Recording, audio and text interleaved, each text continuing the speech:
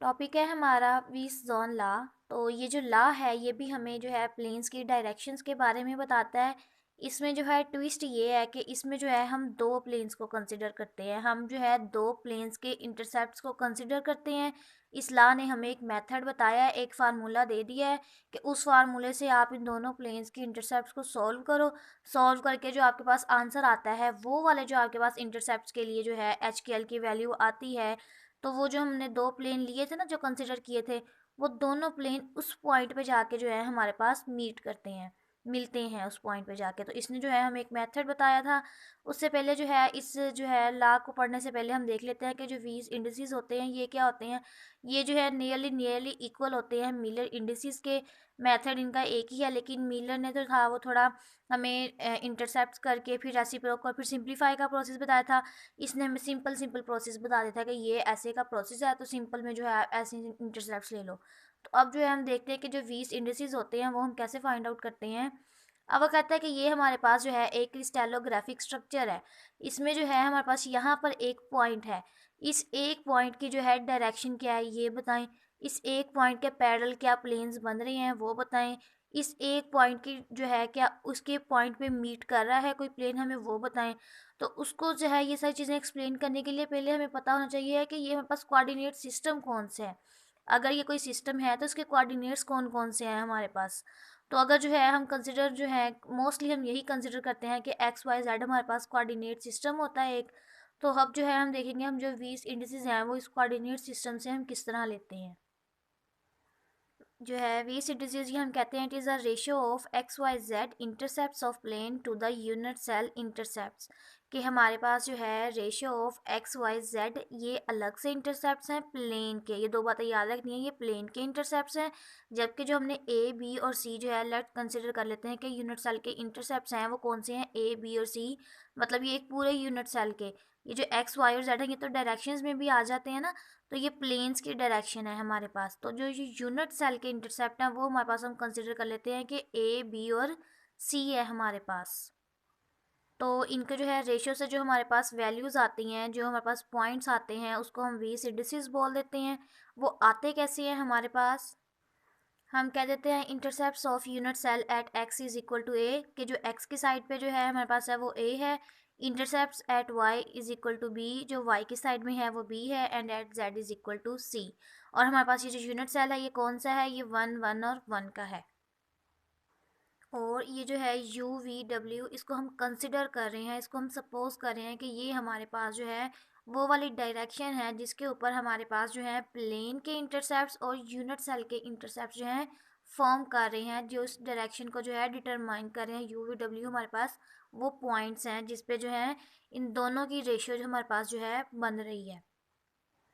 You v W को जो है हम वीस इंडिसेस भी बोलते हैं। इसको हम सॉल्व कैसे करते हैं, हम कह देते हैं let suppose U is equal to O X over A, V is equal to O Y over B, W is equal to O Z over C. जबकि जो ए बी और सी हैं ये हमारे पास यूनिट सेल के intercepts हैं, और ओ एक्स ओ वाई और ओ जी जो है ये हमारे पास प्लेन के इंटरसेप्ट्स हैं। इनको हमने कैसे लिया है, इनको हमने यहाँ से लिया है कि जो है हमारे पास ये यूनिट सेल है, ओ एक्स इसका इंटरसेप्ट ए है, जो हमारे पास ओ वाई है उसका बी है, जो ओ जेड है उसका सी है। तो फिर हम कहते हैं कि जो हमारे पास यू वी और डब्ल्यू है ये हमारे पास जो है इन पॉइंट्स के बराबर होते हैं, इन इंटरसेप्ट्स के बराबर होते हैं। अब हम अगर एक एग्जांपल लेते हैं सिंपल सी, ये वाली हमने ले ली है, एक्स वाई और जेड कोऑर्डिनेट्स हैं। यहाँ पे हमारे पास एक सिंपल सा जो है प्लेन बन रहा है, उसकी जो है वैल्यू हमें पता है वाई पे है, वाई पे वो जो है बी ओवर थ्री पे कहीं आके कट हो रहा है, क्योंकि वाई की डायरेक्शन में जो इंटरसेप्ट था यूनिट सेल का वो हमने क्या बोला था, बी है। तो अब हम कहते हैं कि ये वाला जो पॉइंट है यूनिट सेल का ये वाई पे समवेयर बी ओवर थ्री पे मीट करता है आके। तो जो है अब हमें बताएं कि यहाँ पर वीस इंडिसेस हमारे पास क्या आएंगे। तो हमें जैसे क्लियरली पता चल रहा है देखने में कि ये प्लेन ना तो हमारे पास जेड पे कहीं भी टच हो रहा है ना एक्स पे कहीं भी टच हो रहा है, मतलब इंटरसेक्ट नहीं कर रहा, मिल नहीं रहा ना एक्स से ना जेड पे, ये सिर्फ वाई पे है। तो जो एक्स का इंटरसेक्ट है वो हमारे पास क्या आ जाएगा, इन्फिनिटी। ज़ीरो नहीं लिखेंगे क्योंकि फिर ज़ीरो इधर आ जाएगा और ये प्लेन इस तरह से जो है खड़ा है तो वो फिर इस तरह ज़ीरो से आके मीट करेगा। हम इन्फिनिटी के हमें पता ही नहीं है किस पॉइंट पे जाके मिलेगा। वाई का हमारे पास कितना था बी ओवर थ्री, के वो जो है बी ओवर थ्री पॉइंट पे आके मिल रहा है। और z का कितना आ जाएगा, अगेन इन्फिनिटी आ जाएगा। तो फिर से u v w is equal to इस वाले फार्मूला में हम इसकी वैल्यू लगा देंगे कि x पे इंटरसेप्ट था इन्फिनिटी ओवर a, y पे इंटरसेप्ट था b ओवर 3 ओवर b और इन्फिनिटी ओवर c। इसको सिंप्लीफाई कर लें, ये इसके साथ कट हो गया है, तो ये हमारे पास इन्फिनिटी 1/3 एंड इन्फिनिटी। तो अब हम कहते हैं कि जो हमारे पास 20 इंडिसेस आ गए हैं सिंपली, वो हमारे पास जो है ये आ गए हैं इस प्लेन के लिए। अब हम इसके लिए जो है एक सेकंड एग्जांपल ले लेते हैं जिसमें हम कहते हैं determine 20 indices of a plane with a to b intercepts on x and y, कि एक्स और वाई के जो इंटरसेप्ट्स हैं वो हमारे पास ए और 2b हैं, और जबकि जो जेड पे है उस पर हमारे पास नो इंटरसेप्ट हैं। तो एक्स इंटरसेप्ट हम लिखेंगे वो ए हैं, वाई के इंटरसेप्ट 2b आ जाएगा, जेड के इन्फिनिटी उसने बोला ना कि no intercept on z axis, तो वो इन्फिनिटी आ गया। फार्मूला पुट किया हमने यू वी डब्ल्यू x over a, y over b and z over c, values put की हैं। एक्स इंटरसेप्ट पे कितनी थी ए, वाई पे कितनी थी 2b और जेड पे इन्फिनिटी, तो b और b कैंसिल हो गए, a और a भी कैंसिल हो गया। तो जो 20 इंडिसेस आ गए हमारे पास इस वाले से फार्मूला से u v w के, वो हमारे पास कितने आ गए हैं 1 2 एंड इन्फिनिटी। तो इसको जो है हम 20 इंडिसेस बोलते हैं। अब जो है अगर हमारे पास ये वाला मेथड था इंडिसेस फाइंड आउट करने का, अब इन ये जो हमारे पास इंडिसेस आ गए हैं इससे हम आराम से प्लेन ड्रॉ कर लेंगे।